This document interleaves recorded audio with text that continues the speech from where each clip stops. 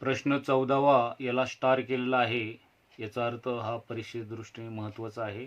तर प्रश्न 14 आहे, समद्विभुज त्रिकोणामध्ये एकरूप बाजूंची लांबी 13 सेमी असून त्याचा पाया 10 सेमी आहे. तर त्या त्रिकोणाच्या मध्यगा संपातापासून पायाच्या समोरील शिरोबिंदूपर्यंतचे अंतर काढा.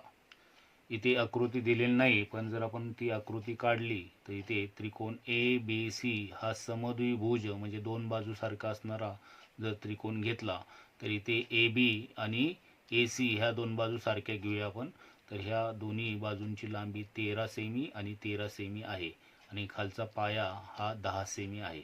एडी ही मध्यगा जर घेतली तर त्या मध्यगामुळे बी सीचे दोन भाग होतील, म्हणजे 10चे दोन भाग हे 5 आणि 5 असा होईल. इथे एडी ही मध्यगा असेल तर मध्यगा संपात म्हणजे सगळ्या मध्यगा ज्या ठिकाणी एकत्र येतात तर त्या मध्यगा संपातावर हा जी बिंदू घेतला आपण, तर या जीचं शिरोबिंदू ए पासून हे अंतर काढायचं आहे. आता हे कसं काढायचं आहे ते नीट व्यवस्थित लक्षात ठेवा. तर ह्या गणिताच्या ह्या स्टेप आहेत, ह्या स्टेपनुसार तुम्ही हे गणित व्यवस्थित लक्षात ठेवू शकता. तर इथे त्रिकोण ए बी सी हा समद्विभुज त्रिकोण आहे. त्याच्या ए बी आणि ए सी ह्या बाजू सारख्या आहेत. तर इथे डी हा मध्यबिंदू असल्यामुळे, कारण एडी ही मध्यगा आहे त्यामुळे डी हा मध्यबिंदू होईल, म्हणजे बी सीचे समान भाग होईल 5 आणि 5. जर ही मध्यगा असेल तर इथे आपण अपोलनियस प्रमेय वापरून एडी ही बाजू काढू शकतो. पहिल्यांदा आपल्याला अपोलनियस प्रमेय सूत्र वापरून ही एडी काढायची आहे. आता जर ही मध्यगा असेल तर मध्यगा संपात बिंदू जो आहे तो कसा असतो, मध्यगा संपात बिंदूचा गुणधर्म असा आहे की ए जी म्हणजे शिरोबिंदूपासून ह्या मध्यगा संपात बिंदूपर्यंतचं अंतर आणि तिथून पुढचं खालचं ह्याचं प्रमाण 2:1 असतं. तर हा मध्यगा संपात गुणधर्म आहे. ते जर आपण असं घेतलं ए जी छेद जी डी बरोबर 2/1, तर ह्यामध्ये आपण योग क्रिया केली तर आपण ए जी अधिक जी डी छेद जी डी, तर इथे वरच्या अंशामध्ये छेद मिळवायचा आणि छेद तसाच, तर 2:1 मिळवला आणि 1 तसाच. तर इथे प्रमाणित ए डी छेद जी डी हे 3/1 आणि इथे आपण ए डी काढणारी मग किंमत ठेवून आपण आता ह्या पॉईंट्सनुसार आपण सुरुवातीला म्हणूया उत्तर. तर हा पहिला पॉईंट जो आहे की त्रिकोण ए बी सी हा समद्विभुज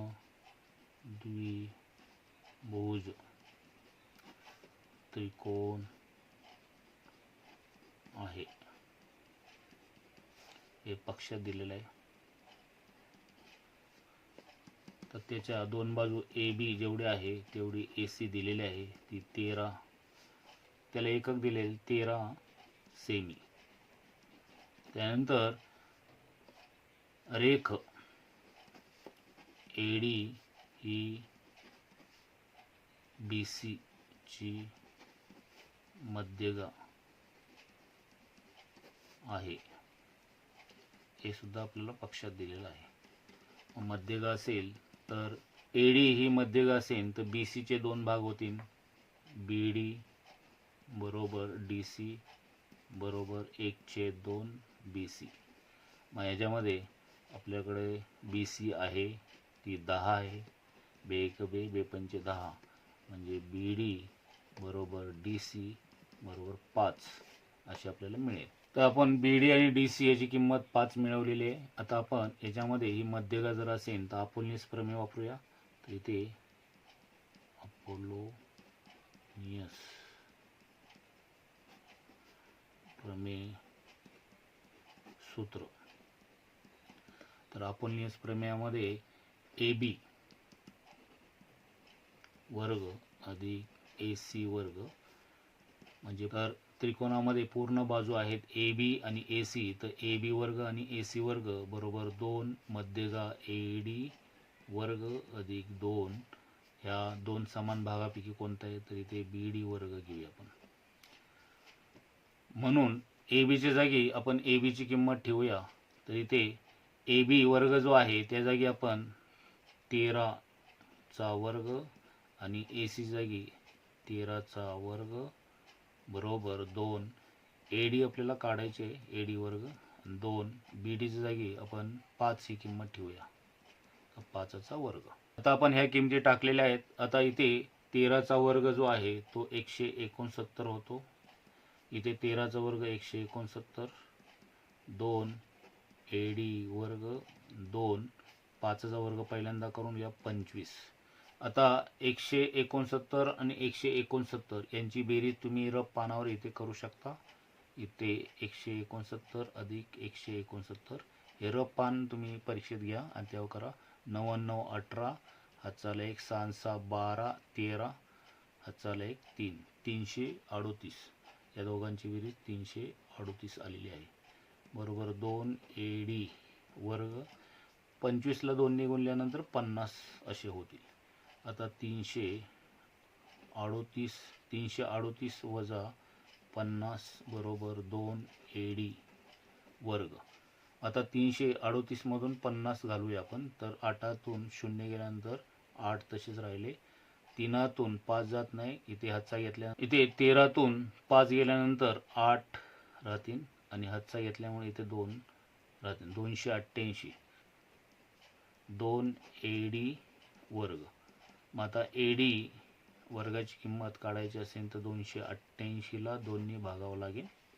ए डी वर्गाची किंमत काढायची असेल तर 2 ने 288ला भागूया आपण. बेक बे बेक बे बेचोक 8 बेचोक 8 म्हणजे ए डी वर्ग बरोबर 144 ही किंमत आली.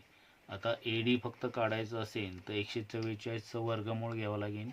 तर 144 जो आहे तो 12चा वर्ग आहे, तर इथे 12 म्हणूया, इथे वर्ग मूळ घेऊन. आता आपल्याला ए डी याची किंमत 12 आलेली आहे.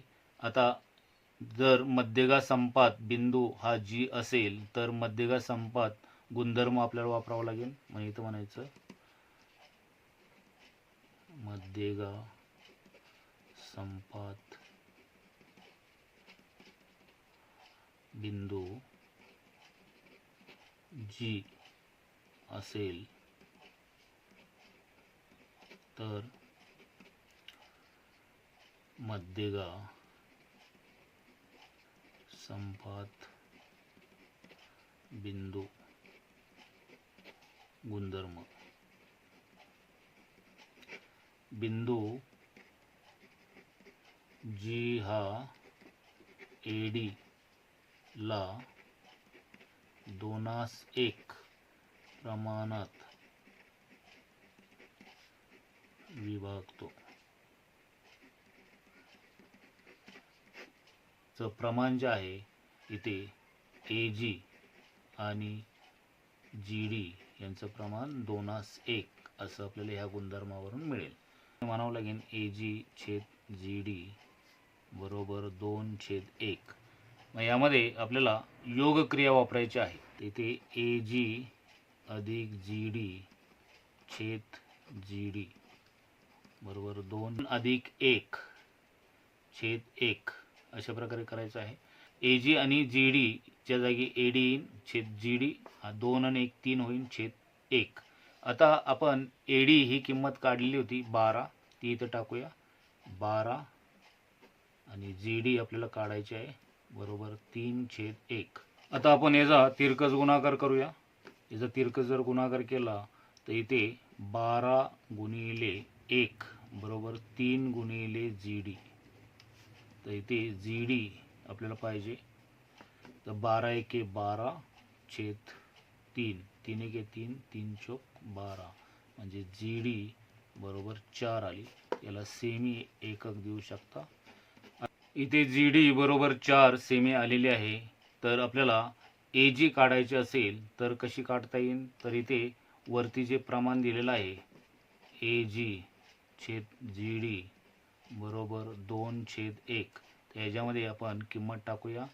इथे जी डीच्या जागी ही 4 ही किंमत आलेली टाकूया. तर ए जी छेद 4 आणि इकडे 2/1, तर इथे 1 ने ए जीला गुणलं तर ए जी तसंच राहील. आणि ते 2 गुणिले 4 म्हणजे 4 दुनी इथे 8 होईल, तर 8 सेमी.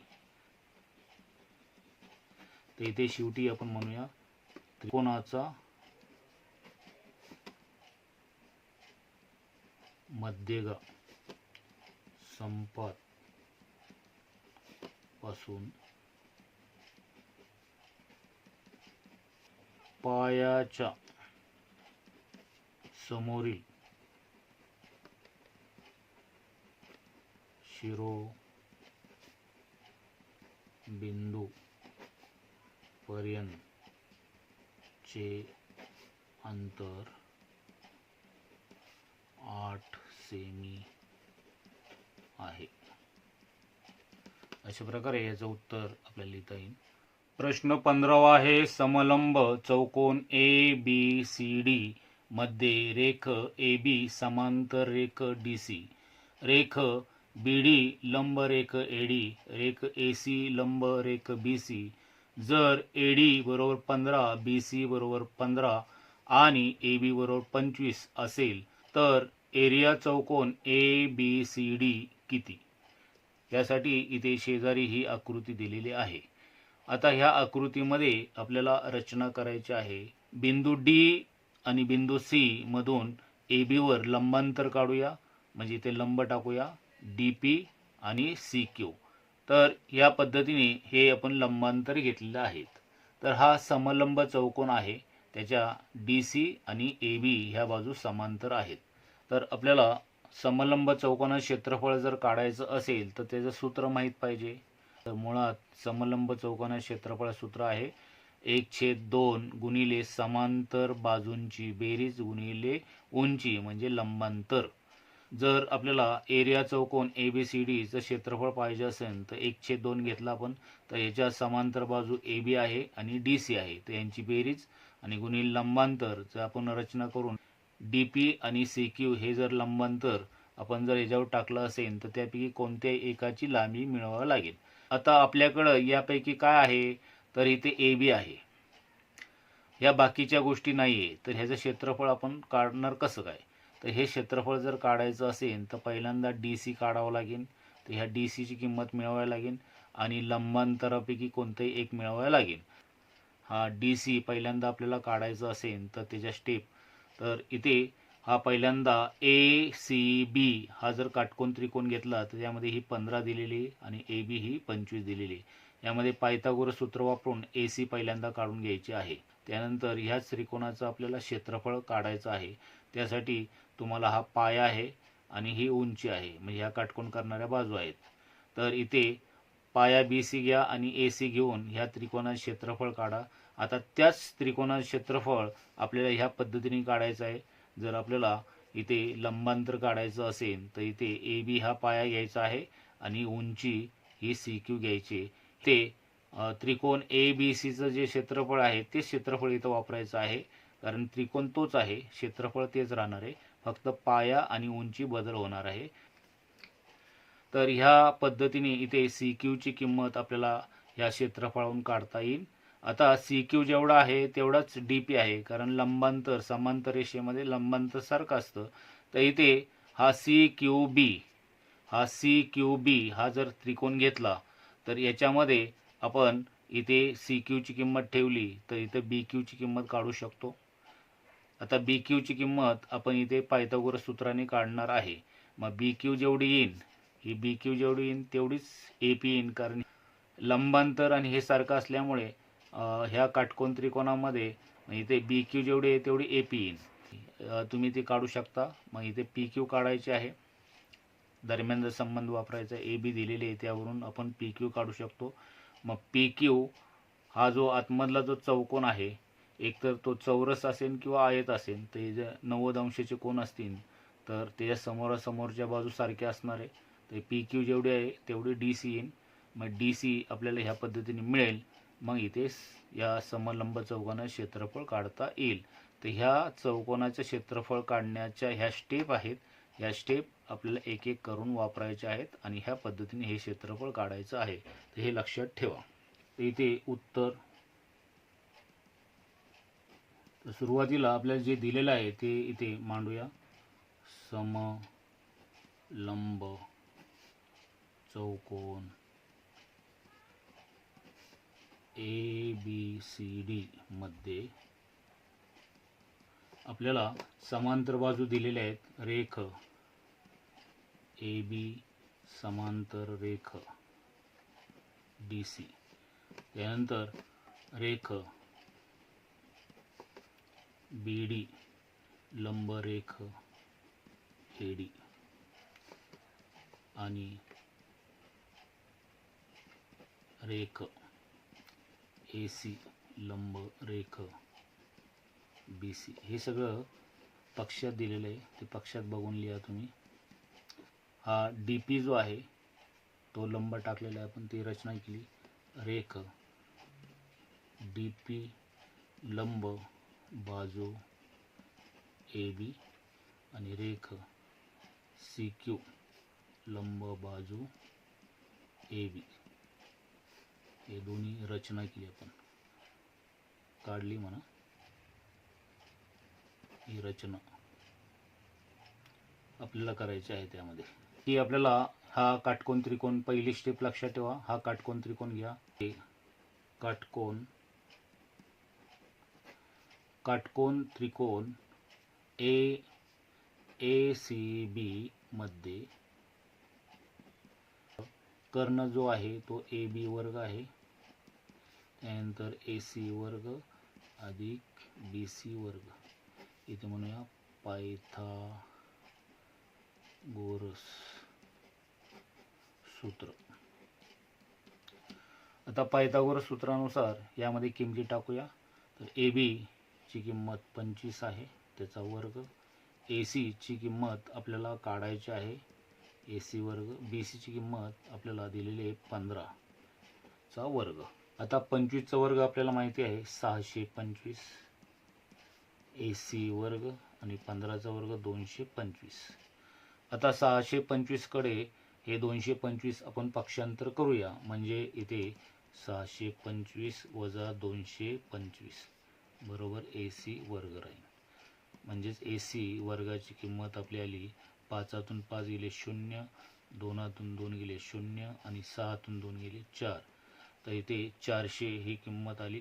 तर आपल्याला AC जर काढायचा असेल तर इथे वर्गमूळ घेऊन, तर 400 हा 20 चा वर्ग आहे, तर 20 तर इथे वर्गमूळ घेऊन. आता AC काढल्यानंतर तर ह्या त्रिकोणाचं पहिल्यांदा क्षेत्रफळ काढून घेऊ आणि ते क्षेत्रफळ इथं वापरून परत मग CQ काढून घेऊ. तर पहिल्यांदा इथं म्हणूया एरिया त्रिकोण ABC बरोबर 1/2. तर त्याचा पाया घ्यायचा BC आणि उंची घ्यायची AC. हे त्रिकोणाच्या क्षेत्रफळाचं सूत्र आहे. 1/2 BC आपल्याकडं आहे 15 आणि AC आपण मिळवलेला आहे 20. तर इथं बे 0 0 म्हणजे 15 गुणिले 10 तर 150 हे एरिया त्रिकोण ABC आलेला आहे. तर ह्याला चौरस, आता वरती काय एकक आलेलं नाही, तर इथे चौरस एकक म्हणूया. इथे याच त्रिकोणाच्या क्षेत्रफळा सूत्र वापर करायचा आहे. तर इथे एरिया त्रिकोण ABC बरोबर 1/2. आता पाया घ्यायचा आहे त्याचा गुणिले पाया घ्यायचा आहे AB आणि उंची घ्यायची CQ. आता ABCचं हे क्षेत्रफळ आपण काढलेले आहे, ते इथं ठेवा 150 1/2. AB आपल्याकडे 25 दिलेली आहे आणि CQ काढायची आहे. हे सगळे पक्षांतर करूया आपण. तर इथे 150 आणि 25/2 इकडे आल्यानंतर 2 वर जातील आणि 25 खाली येतील, तर इथे राहील CQ. मग इथे 25 नी भाग द्या, तर इथे किंवा इथं गुणाकार करून मग भाग दिला तरी चालेल, किंवा 5 नी भाग द्या. इथे 5 त्रिक 15, 5 0 0, 5 5 25, 5 1 5, 5 6 30. म्हणजे CQ याची किंमत 6 गुणिले 2 6 दुने 12 अशी CQ ची किंमत मिळेल. ते CQ ची किंमत 12 ही आलेली आहे. तर CQ जेवढी आहे तेवढी DP आहे. तर CQ इथं म्हणूया CQ बरोबर DP या दोघांची किंमत 12 येईल. याला म्हणूया समांतर रेषेमधील लंबांतर. आपण आता ह्या स्टेप पर्यंत आलेलो आहे. आता आपल्याला हा काटकोन त्रिकोण घ्यायचा आहे. इथे CQ ची किंमत 12 ही किंमत आपण इथे टाकून तर इथं काटकोन त्रिकोणाचा वापर करून पायथागोरस सूत्रानुसार BQ काढू शकतो. मग इथं म्हणूया काटकोन त्रिकोण CQB मध्ये कर्ण BC वर्ग बरोबर पाया QB वर्ग अधिक CQ वर्ग. याला म्हणूया पायथागोरस सूत्र. इथे BC ची किंमत आपल्याला दिलेली आहे 15, त्याचा वर्ग. QB आपण काढायचे आहे, तिथे QB वर्ग तसाच. CQ मगाशी काढली होती आपण, तर इथे CQ आणि DP ही 12 आहे, तर CQ च्या जागी इथे 12चा वर्ग. इथं 15चा वर्ग 225, 15चा वर्ग 225 बरोबर QB वर्ग 12चा वर्ग 144. 225 वजा 144 इकडे राहिला QB वर्ग. आपल्याला 225 मधून 144 वजा करायचे आहेत. आता 225 इथं रफमध्ये करा. 225 वजा 144, 5तून 4 गेले 1 राहिला, 2तून 4 जात नाही, इथे हातचा घेतला 12 झाले, 12तून 4 गेले 8, तर इथे 81 उरतील, 1तून 1 गेला 0, तर इथे QB वर्ग इकडे राहिले 81. मग आता QB ची किंमत जर काढायची असेल तर इथं वर्गमूळ घ्यावं लागेल. तर QB बरोबर 9, इथे वर्गमूळ घेऊन QB जेवढी आहे तेवढी AP होईल, कारण ही 15 आहे, ही 15 आणि लंबांतर 12 12 आहे, तर ह्या बाजू सारख्या असल्यामुळे ह्या बी सारख्या होतील. तर इथे म्हणावं लागेल की QB बरोबर AP हे दोघे 9 येतील. मग आता आपल्याला दरम्यानचा संबंध वापरून पहिल्यांदा DC काढूया. ही 9 आहे, ही 9 आहे, तर इथे आपल्याला PQ पहिल्यांदा काढून घ्यावं लागेल. तर इथे म्हणूया A dash P dash Q dash B. मग इथे AB ही एकूण जी आहे ती AP अधिक PQ अधिक QB इतकी असेल. AB जी आहे ती 25 आहे, AP ही 9 आहे, PQ आपण काढायचे आहे, BQ जी आहे ती सुद्धा 9 आहे. मग 25 हे 9 अधिक 9 18 आहे, इकडे आल्यानंतर वजा होतील, वजा 18, इकडे राहिला PQ. म्हणजे PQ ची किंमत आपल्याला 25 मधून 18 गेल्यानंतर 7 अशी मिळेल. आता PQ ही जर 7 आली असेल, तर PQ 7 असेल तर त्या समोरची बाजू जी आहे ती सुद्धा 7 असेल. तर हा जो चौकोन PQCD हा एकतर आयत असेल किंवा चौरस असेल. इथे म्हणूया चौकोन PQCD हा आयत आहे, म्हणून या ठिकाणी PQ जेवढी आहे तेवढी DC आहे ती 7 येईल, कारण समोरा इथं आयताच्या समोरील बाजू एकरूप.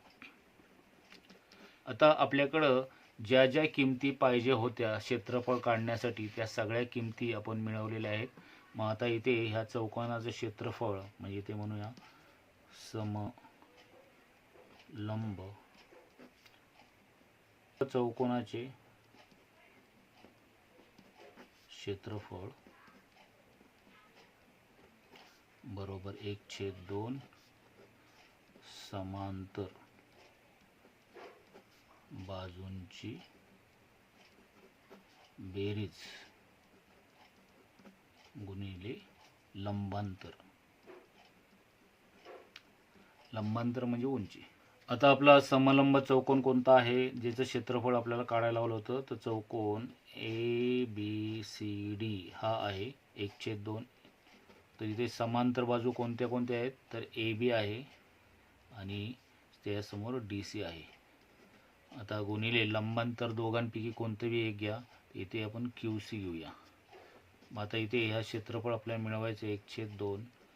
AB 25 आहे आणि DC आपण काढलेली आहे, आणि DC आपण काढलेली 7, आणि लंबांतर QC जे आहे ती हे 12 आहे.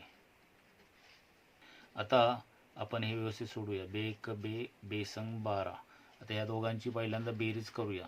5 आणि 7, 12 हातचाला 1, 3 गुणिले 6.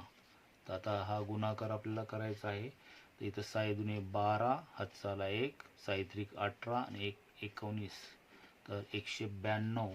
तर हे आपल्याला चौ सेंटीमीटरवर काय दिलं नाही, तर चौ एकक. तर एरिया चौकोन ABCD हा 192 चौ एकक असा करावा लागेल. तर ह्या पद्धतीने हे गणित जरी मोठं असलं तरी ते व्यवस्थित स्टेपनुसार लक्षात ठेवा. प्रश्न 16वा आहे, त्याला स्टार केलेला आहे, म्हणजे परीक्षेदृष्टीने महत्त्वाचा आहे. 16वा प्रश्न आहे, आकृतीमध्ये त्रिकोण PQR हा समभुज त्रिकोण असून बिंदू S हा रेख QR वर अशा प्रकारे आहे की QS बरोबर 1/3 QR. तर सिद्ध करा 9 PS वर्ग बरोबर 7 PQ वर्ग. आता यामध्ये आपल्याला पक्ष साध्य वेगवेगळं दिलेलं नाही, तर आपण उत्तरामध्ये तरच्या अगोदरचा जो भाग आहे तो पक्षामध्ये घेऊन तरच्या नंतरचा भाग साध्यामध्ये घ्यायचा आहे. आवश्यक असल्यास रचना करायची आहे, पण इथे काही रचना करायची नाही. आता मी इथे सिद्धता डायरेक्ट सोडवणार आहे, कारण व्हिडिओ खूप मोठा होईल. आता यामध्ये जर ही सिद्धता आपल्याला आणायची असेल तर PS वर आपल्याला लक्ष केंद्रित करावं लागेल. तर हा PS जो आहे तो ह्या त्रिकोणामध्ये आहे, पण इथे या त्रिकोणाच्या कोणतीही बाजूची किंमत दिलेली नाही. मग आता जर ह्या सिद्धतेचे पॉईंट्स व्यवस्थित लक्षात ठेवा. त्रिकोण PQR हा समभुज त्रिकोण आहे.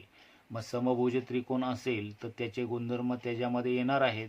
तर इथे P कोन, Q कोन आणि R कोन हे प्रत्येकी 60-60 अंशाचे होतील आणि त्याच्या तिन्ही बाजू सारख्या होतील. तर समभुज त्रिकोण हा शब्द दिला म्हणजे हे गुणधर्म त्यामध्ये आहे.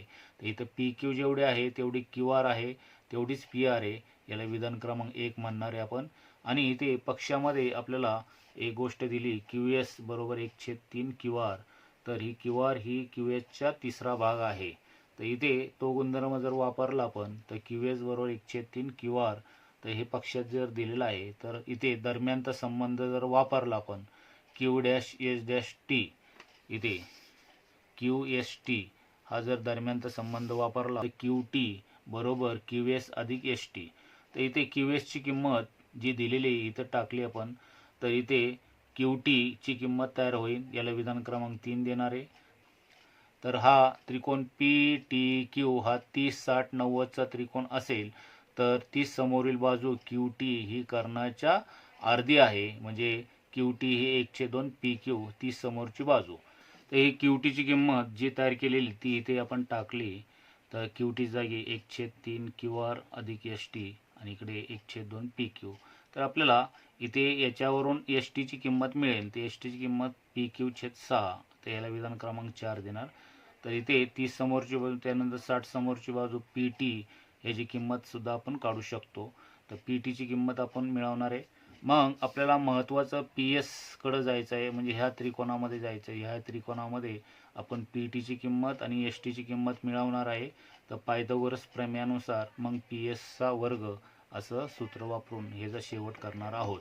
तर ह्या स्टेप लक्षात ठेवा. तर सुरुवातीला म्हणूया सिद्धता.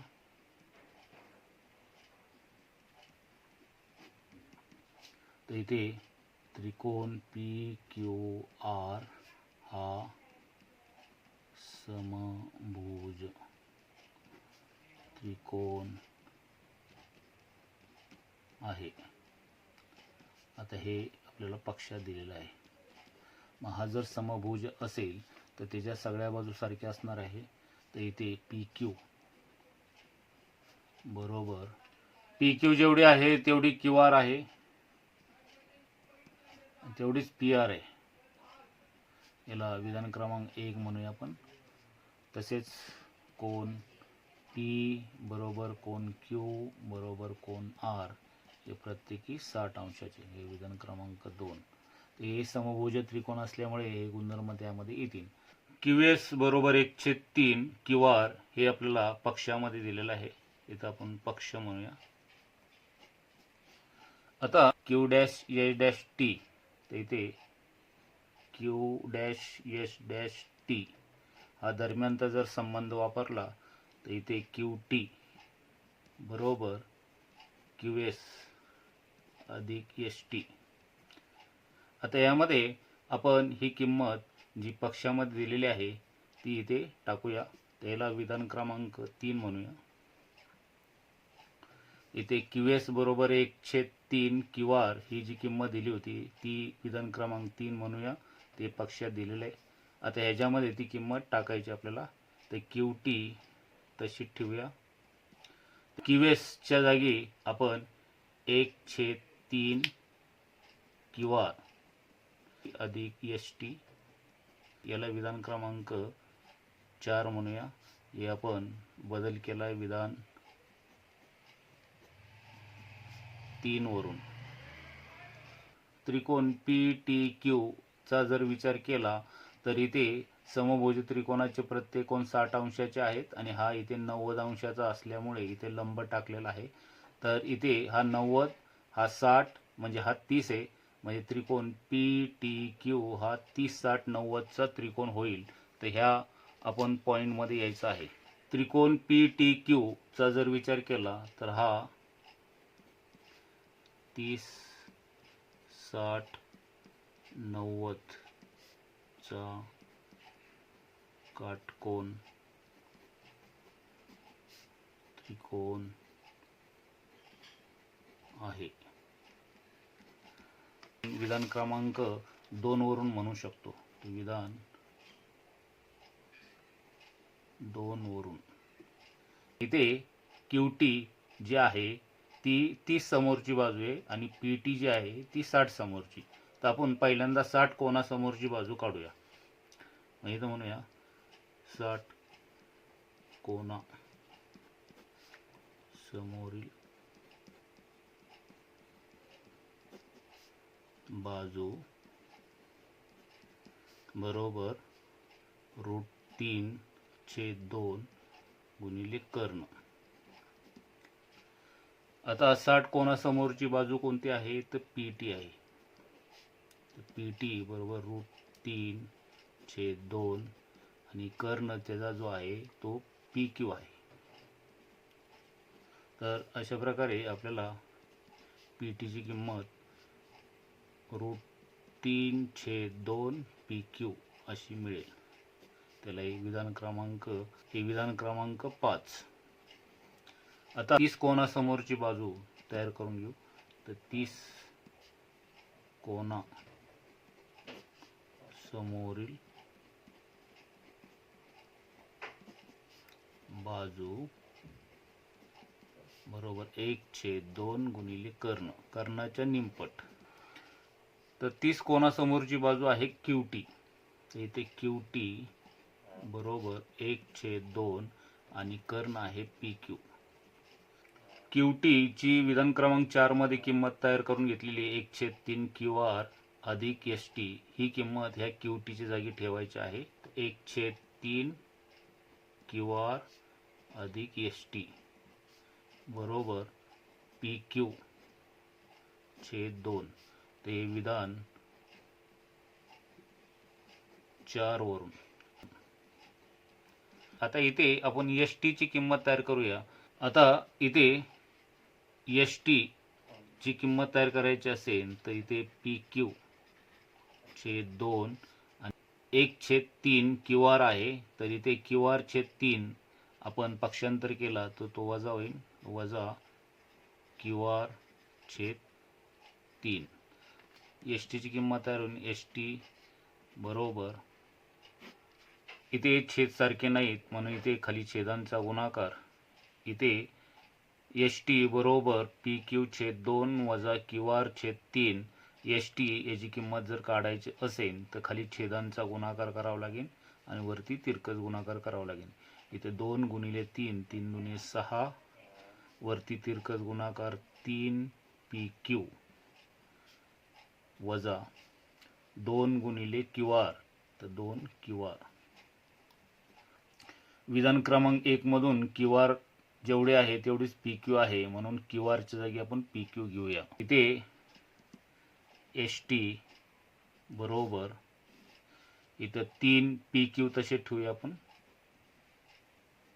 वजा 2 क्यू आर काढायचा आहे आणि त्या जागी आपण पी क्यू ठेवायचा आहे, छेद 6. इथे विधान 1 वरून मग इथे एस टी ची किंमत तयार होईल. एस टी बरोबर 3 पी क्यू मधून 2 पी क्यू गेला, 1 पी क्यू म्हणजे पी क्यू छेद 6. अशा प्रकारे हे विधान क्रमांक 6 भेटले आपल्याला. आता आपल्याकडं पी टीची किंमत आहे आणि एस टीची किंमत आहे. आता इथे त्रिकोण, हा जो काटकोन त्रिकोण आहे पी टी एस, या काटकोन त्रिकोणामध्ये आपल्याला पायथागोरस प्रमेय सूत्र वापरायचं आहे आणि मग इथे पी एस जे आहे साध्यामध्ये ते येईन. तर इथे म्हणूया काटकोन त्रिकोण पी एस टी मध्ये आपण पायथागोरस सूत्र जर वापरलं तर पी एस चा वर्ग बरोबर एस टी चा वर्ग अधिक पी टी चा वर्ग. तर हे पायथागोरस सूत्र आहे.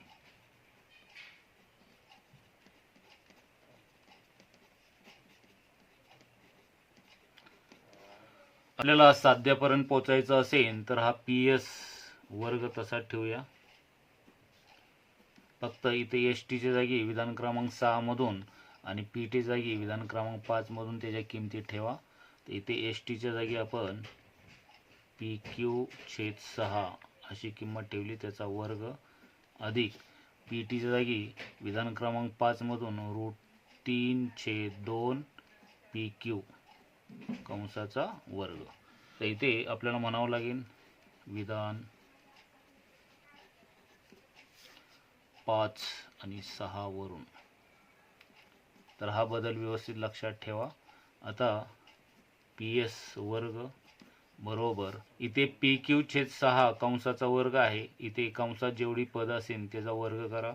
इथे पी क्यू चा वर्ग होईल आणि 6 चा वर्ग 36 अधिक इथे √3 चा वर्ग फक्त 3 होतो आणि पी क्यू वर्ग आणि छेदाला 2 आहे त्याचा वर्ग 4. आता इथे खाली छेद सारखे नाहीत, याचा जर लसावी काढला तर याचा लसावी 36 येईल. तर इथे या 36 आणि 4 चा लसावी काढला तर इथे 4च्या पाड्यात 36 आहे म्हणून लसावी 36 येईल. तर आता लसावी कसा ॲडजस्ट करायचा लक्षात ठेवा. इथे 36ला कितीने गुणलं म्हणजे 36 होईल तर 1नी, आणि इथे 4ला कितीने गुणलं म्हणजे 36 होईल तर 4×9 = 36. तर अशा प्रकारे 1 आणि 9 हे दोन संख्या मिळालेल्या आहेत, त्यांनी इथे अंशांना गुणा म्हणजे हा लसावी ॲडजस्ट होईल. तर 1 गुणिले पी क्यू वर्ग, तर इथे पी क्यू वर्ग अधिक 9 गुणिले 3, 9×3 = 27 पी क्यू वर्ग. पी एस वर्ग बरोबर ही जी किंमत आलेली आहे तर इथं आपण म्हणूया पी एस वर्ग. आता इथे 1 आणि 27 दोघांची बेरीज किती होईल तर 28 पी क्यू वर्ग खाली 36. या बाजूला आपण पी क्यू वर्ग ठेवला कारण इथे साध्यामध्ये पी क्यू वर्ग एकटा आहे आणि इथे 28/36 पक्षांतर केले तर इथे 36 वर जातील आणि 28 खाली येतील आणि इकडे गुणिले पी एस वर्ग. 4×7 = 28, 4×9 = 36 म्हणजे शेवटी राहतील 9 पी एस वर्ग बरोबर हे 7 पक्षांतर केले 7 PQ वर्ग. या प्रकारे साध्यामध्ये आलेलं आहे आणि इथे शेवटी म्हणावं लागेल हे सिद्ध. प्रश्न 17वा आहे, त्याला स्टार दिलेला आहे. याचा अर्थ परीक्षे दृष्टीने महत्त्वाचा प्रश्न आहे. 17वा प्रश्न आहे, रेख PM ही त्रिकोण PQR ची मध्यगा आहे. जर PQ बरोबर 40, PR बरोबर 42 आणि PM बरोबर 29 तर QR काढा. आता इथे आकृती जी आहे त्या आकृतीमध्ये जर ही माहिती आपण दाखवली तर इथे त्रिकोण PQR हा जर घेतला आणि हा M जो आहे तो मध्यबिंदू आहे, कारण PM ही मध्यगा आहे. याच्यामध्ये PQ ही 40 आहे, PR ही 42 आहे. ही जी मध्यगा दिलेली आहे PM ही 29 आहे. तर आपल्याला QR जर काढायचे असेल तर हा मध्यबिंदू आहे. इथे अपोलनियस प्रमेय सूत्र वापरून पहिल्यांदा QM काढावं लागेल आणि त्यानंतर आपल्याला QR काढता येईल. तर ती कशी काढता येईल तर बघूया आपण. इथे सुरुवातीला म्हणूया उत्तर. तर पहिल्यांदा आपण जे पक्षात दिलेलं आहे ते घेऊया. त्रिकोण PQR मध्ये रेख PM ही मध्यगा आहे. आता जर मध्यगा जर असेल तर ह्या QR चे 2 भाग होतील. तर इथे QM जेवढा आहे तेवढा MR होईल, हा 1/2 होईल QRच्या. याला विधान क्रमांक 1 देऊया आपण. तर मध्यगा गुणधर्मानुसार हा QM आणि MR हे QRच्या अर्धे होतील. आता इथे आपण अपोलोनियस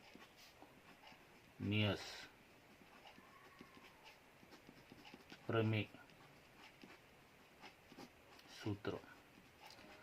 तर अपोलनियस प्रमेय सूत्रामध्ये काय आहे तर ह्या त्रिकोणाच्या ज्या अखंड बाजू आहेत PQ आणि PR त्यांचा वर्ग करायचा. इथे PQ वर्ग अधिक PR वर्ग, तर हा पुन्हा इतका असतो तो दुप्पट.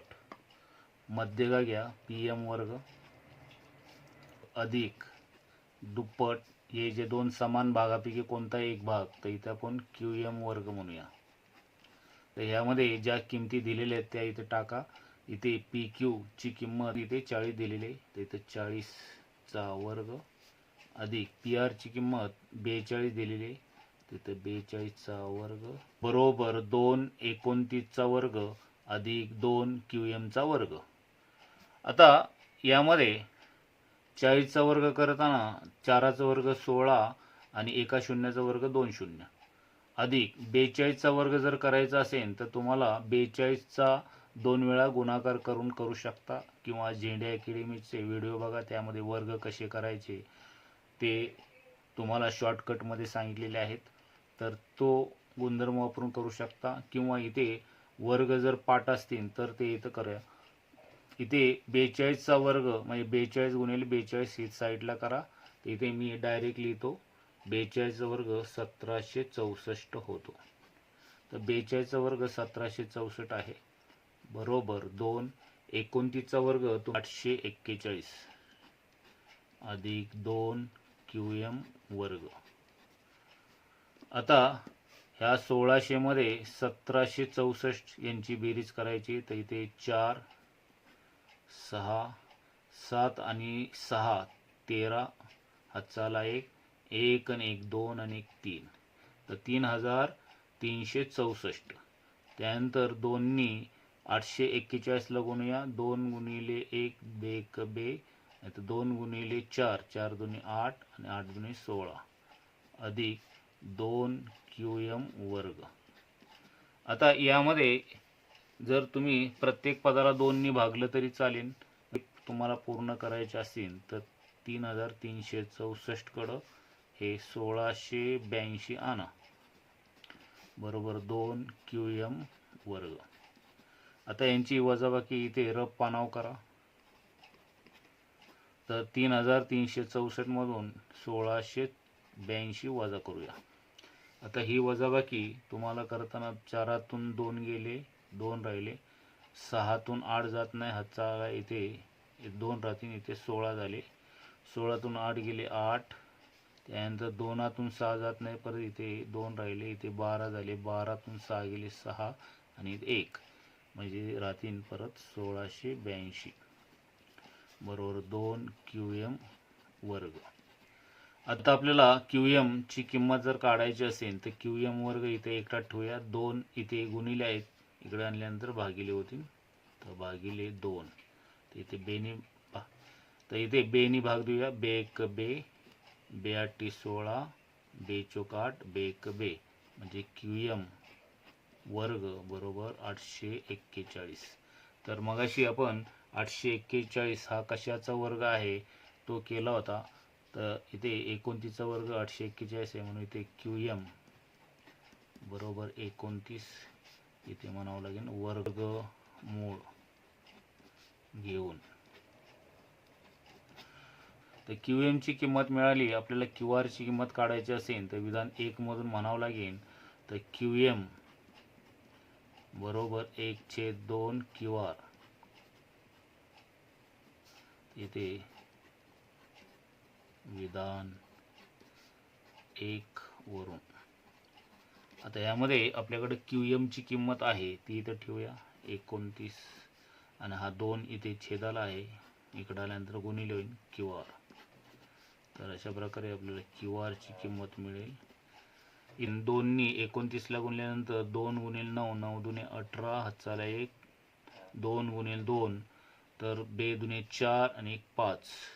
तर अशा प्रकारे 29 ला 2 ने गुणल्यानंतर 29 दुने 58 अशी QR ची किंमत येईल. वरच्यांना काय एकक आलेलं नाही, म्हणजेच QR ची किंमत 58 एकक म्हटलं तरी चालेल किंवा फक्त 58 म्हटलं तरी चालेल. या संकीर्ण प्रश्न संग्रह 2 मधील हा शेवटचा प्रश्न आहे, 18वा. तर प्रश्न 18वा आहे, रेख AM ही त्रिकोण ABC ची मध्यगा आहे. जर AB बरोबर 22, AC बरोबर 34, BC बरोबर 24 तर बाजू AM ची लांबी काढा. इथं आकृती दिलेली नाही, पण जर इथं आकृती काढली आपण, त्रिकोण ABC हा जो त्रिकोण घेतला आणि त्याची AM ही मध्यगा घेतली आणि त्यामध्ये AB 22, AC 34, AM ही मध्यगा जर BC ची असेल तर BC चे 2 भाग होतील BM आणि MC, तर 24 चे 2 भाग म्हणजे इथे 12 आणि 12 असे 2 भाग होतील. तर ते आपल्याला पहिल्यांदा करावं लागेल. तर इथे सुरुवातीला आपण उत्तर म्हणूया. उत्तर त्रिकोण ABC ची रेख AM ही मध्यगा आहे किंवा दिला आहे. आता जर ही मध्यगा जर असेल तर इथे BC चे 2 भाग होतील, BM जेवढा आहे तेवढा MC 1/2 BC. तर हा 1/2 आणि BC जागी आपण 24 जर किंमत ठेवली तर बे 1 बे, बे 1 बे, बे 2 4 म्हणजेच BM बरोबर MC बरोबर 12. ह्या दोघांच्या किमती 12 येतील. आता आपण इथे अपोलिस प्रमेय वापरूया.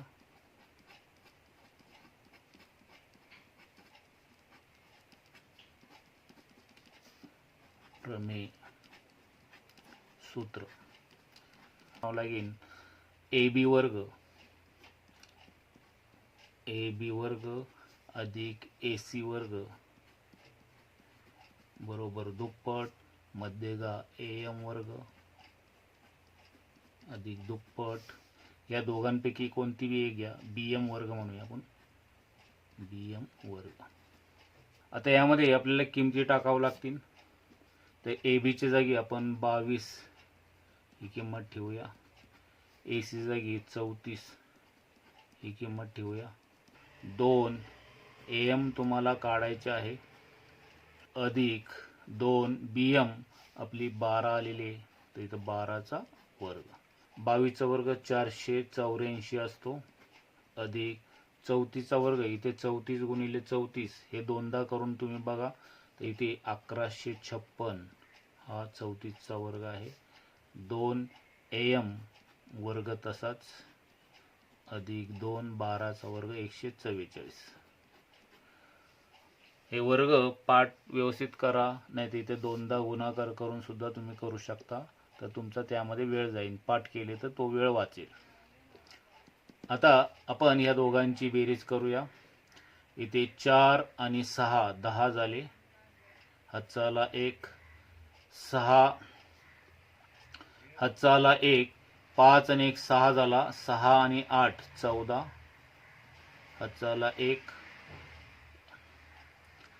1 आणि 1 2 आणि 4 6 आणि 1 1, तर 1640 अशी त्यांची बेरीज होईल. इथे 2 AM वर्ग अधिक इथं 2 ने आतमध्ये होणार, 4 दुने 8, 4 दुने 8 आणि 1 बे 288. आता हे 288 पक्षांतर करूया. 1640 वजा 288 बरोबर 2 AM वर्ग. आता 1640 वजा 288 ते पानावर तुम्ही करू शकता. 288 वजा करायचे आहेत. इथे 10तून 8 गेले, राहिले 2, इथं हातचा घेतल्यामुळे इथं 3 राहिले.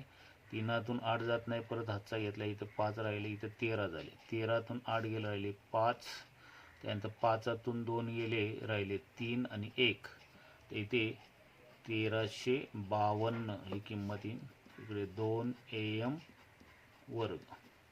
आता आपल्याला AM वर्ग इथं 1352/2, 1352 भागिले 2, 2 इथे गुणिले होते, इकडे आल्यानंतर भागिले. आता 2नी आपण भाग देऊया, तर बेक बे, बेसंग 12, 13तून 12 गेल्यानंतर 1 उरतो, त्यावर ठेवले 5 15, बे 7 14, परत राहिला 1 आणि बेसंग 12, तर इथे AM वर्ग बरोबर 676. आता 676 हा जर तुम्हाला वर्ग पाठ असतील तर तुम्हाला वर्गमूळ मिळेल, नसेल पाठ तर इथे तुम्हाला मग रफ पानावर कच्च्या पानावर इथे कच्च्या पानावर 676चे अवयव पाडावे लागतील. इथे बेनी भाग दिला, तर 2 त्रिक 6, त्यानंतर इथे 2 त्रिक 6 1 उरला, 2 8 16, इथे परत बेनी, 2 1 बे 1 उरला, बेसंग 12 आणि 2 9 18, इथे 13, 13 1 13, 13 त्रिक 39, परत 13, तर इथे ह्या 2ला जोडी आहे, ह्या 13ला जोडी आहे, यातला 2 बाहेर येईन, यातला एक 13 बाहेर येईन, या दोघांचा गुणाकार केला तर 13 दुने 26, तर इथं हा 26चा वर्ग आहे. तर इथे AM बरोबर वर्गमुळामध्ये 676, इथे म्हणूया वर्गमूळ घेऊन, आणि मग वर्गमुळामध्ये 676 असेल तर ते बाहेर मुळामध्ये 676 म्हणजे 26 गुणिले 26 आहेत, म्हणजे ह्याचं वर्गमूळ 26 असं बाहेर येईल. आता वरच्याला काही एकक नाही, म्हणजे फक्त इथं AM ची किंमत 26 अशी येईल.